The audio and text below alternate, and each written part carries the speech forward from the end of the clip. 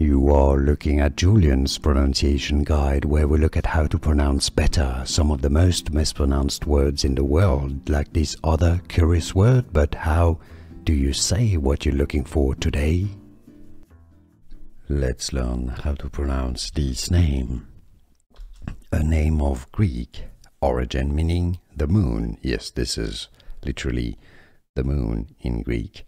It's used as a girl's name, given name.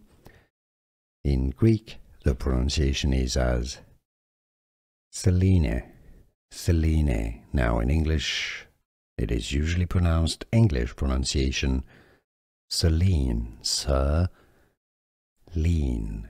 Stress on that long E sound, Selene. Let's learn how to pronounce this name.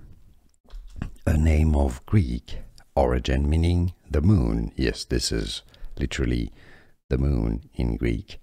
It's used as a girl's name, given name. In Greek, the pronunciation is as Selene, Selene. Now in English, it is usually pronounced English pronunciation Selene, Sir, lean. Stress on that long E sound, Selene.